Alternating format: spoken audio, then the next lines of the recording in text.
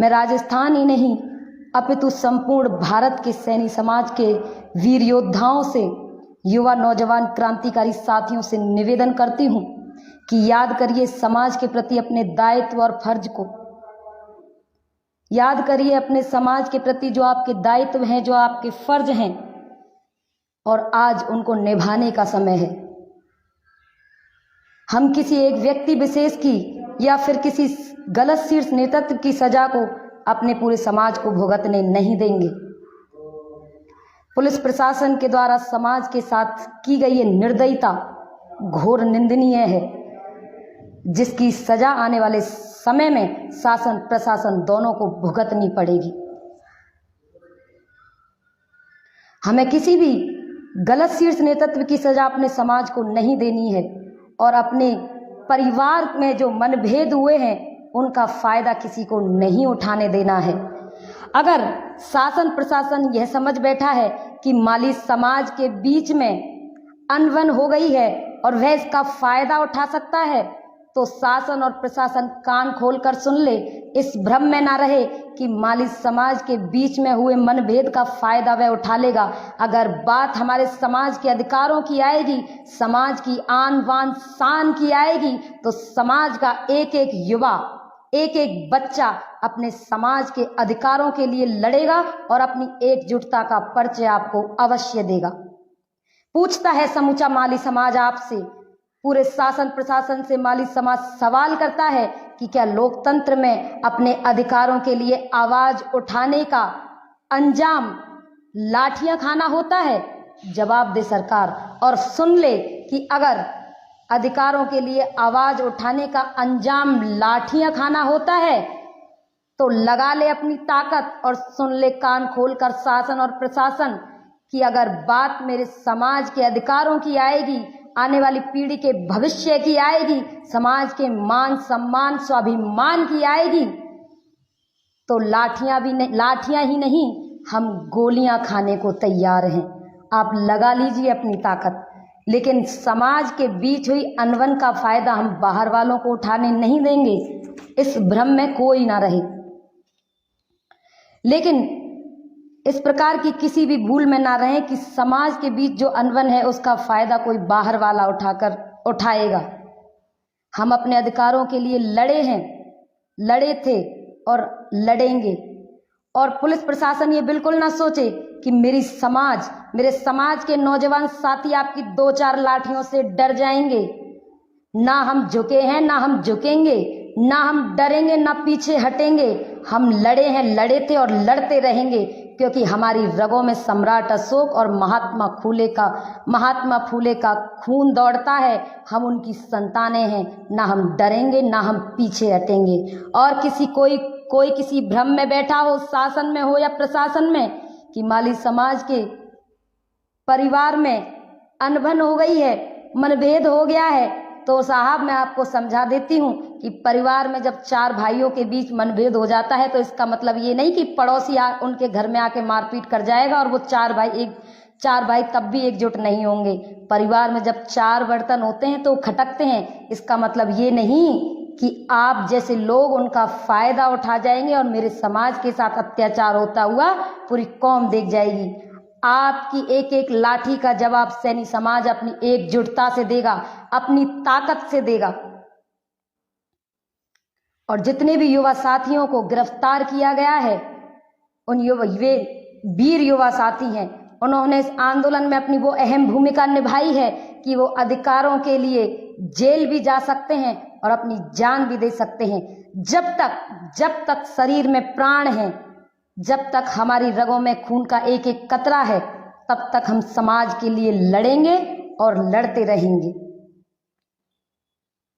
लेकिन मैं मेरे समाज के युवा साथियों से, नौजवान साथियों से, बड़े बुजुर्गों से, पिता तुल्य बड़े बुजुर्गों से एक निवेदन भी करना चाहती हूं कि जब तक हम एक दूसरे पर ही आरोप प्रत्यारोप लगाते रहेंगे, तब तक बाहर वाला इसी प्रकार हमारे उन आरोप प्रत्यारोपों से उत्पन्न हुए मनभेद का फायदा उठाता रहेगा।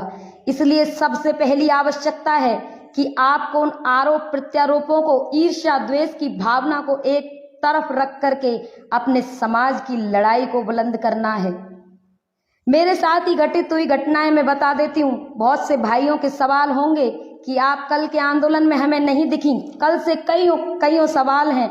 बहुत से भाइयों ने कई आरोप प्रत्यारोप लगाए, लेकिन मैं जानती हूँ कि जब आने वाले समय में हम अपने आंदोलन में सफल हो जाएंगे, जब हमारे अधिकार हमें मिल जाएंगे, तो उन भाइयों को उनके जवाब स्वयं ही मिल जाएंगे। कि पहला आंदोलन मैंने 25 फरवरी को मैंने उस आंदोलन में शिरकत की। समाज की लड़ाई लड़ने के लिए मैं वहां पहुंची तो एक गुट जो उस आंदोलन से खुश नहीं था वो कहता है कि ये उस गुट की लड़की है। उसके बाद जब 12 जून चक्का जाम हुआ, मैं वहां पे अपने समाज का साथ देने पहुंची तो दूसरा गुट कहता है कि ये उस गुट की लड़की है। और अब मैं कल के आंदोलन में नहीं पहुंची तो मेरे कुछ युवा नौजवान साथी कहते हैं कि ये समाज की साथी नहीं है। तो जब तक हमारे बीच में ये ईर्ष्या द्वेष की भावना रहेगी कि वो उसके साथ जा रही है तो वो हमारी नहीं है और उसके साथ जा रही है तो हमारी नहीं है, तब तक हमारे समाज का भला नहीं हो सकता। और आप सभी की जानकारी के लिए भी मैं बता दूं और प्रत्यक्ष कर दूं कि मेरा किसी भी संगठन से कोई सरोकार नहीं है। मैं समाज की बेटी हूं, समाज के साथ खड़ी हूं और समाज के साथ ही लड़ूंगी। ये हम सबकी ही गलती है कि हम एक व्यक्ति विशेष, हमको समाज की ताकत है, किसी एक व्यक्ति विशेष की ताकत नहीं है। कोई एक व्यक्ति आंदोलन नहीं कर सकता, कोई एक व्यक्ति चक्का जाम नहीं कर सकता, कोई एक व्यक्ति रेलवे ट्रैक नहीं उखाड़ सकता, कोई एक व्यक्ति महासभा नहीं कर सकता। ये आप लोगों की ताकत है जो इतने बड़े जनसैलाब में महासभाएं होती हैं, इतने बड़े जनसैलाब से हाईवे जाम हो जाता है, ये आपकी ताकत है। लेकिन आप अपनी ताकत को एक व्यक्ति विशेष में निहित कर देते हैं। वो कोई भी व्यक्ति हो सकता है, वो व्यक्ति अहम में आ जाता है और फिर अंजाम भुगतना पूरी कौम को पड़ता है। तो समझना आपको होगा, नेतृत्व किसी के हाथ में भी दीजिए, लेकिन ऐसे व्यक्ति के हाथ में दीजिए जो आपको एकजुट बांधकर, एक मुट्ठी में बांधकर, शासन और प्रशासन की आंखों में आंखें डालकर अपने अधिकारों के लिए लड़ सके और अधिकार मांग ही नहीं छीन भी सके। लेकिन कब एकजुटता से किसी के भी प्रति आरोप प्रत्यारोप ना लगाए, किसी को भी अपने से अलग ना समझे। समाज का हर भाई हमारा भाई है, एक समाज का हर व्यक्ति हमारा भाई है। नौजवान साथी है, बड़े बुजुर्ग हैं, समाज के सभी व्यक्तियों को हमें साथ लेकर चलना है।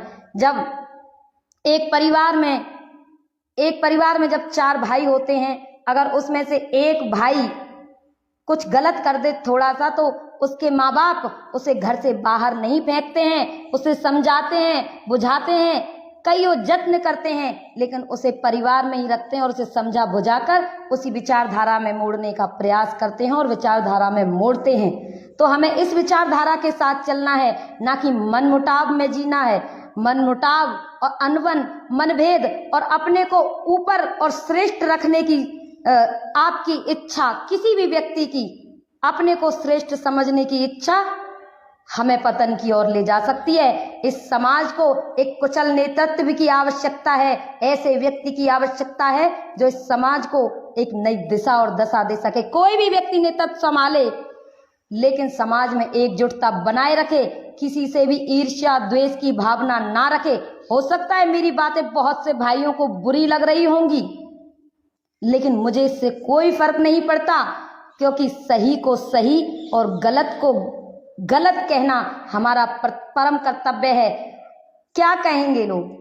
लीक से हटकर चलने वाले की पहले हमेशा लोग हंसाई करते हैं, लेकिन बाद में जब एक रास्ता बन जाता है तो लोग उस पर चलना शुरू कर देते हैं। इसका मतलब ये नहीं है कि हमारा किसी भी व्यक्ति विशेष से कोई ईर्ष्या नहीं है। अगर वो समाज का व्यक्ति है और समाज के हित की बात कर रहा है, हम उसके साथ हमेशा खड़े हैं। ये समाज की ताकत है। अगर कोई व्यक्ति, वो कोई भी हो सकता है, A to Z कोई भी व्यक्ति हो सकता है, अगर वो व्यक्ति समाज के हित की बात कर रहा है तो पूरा समाज उसके साथ है। समाज को एक व्यक्ति विशेष के साथ नहीं जुड़ना है। यही तो हम गलती कर देते हैं कि एक व्यक्ति विशेष के साथ जुड़ जाते हैं, वो अहम में आ जाता है। वो कोई भी गुट का व्यक्ति हो सकता है। जो गुट आपने समाज में बना दिया है, तो सबसे पहले उन गुटों को समाप्त करने की आवश्यकता है, तभी हम उस अधिकार की लड़ाई को जीत पाएंगे।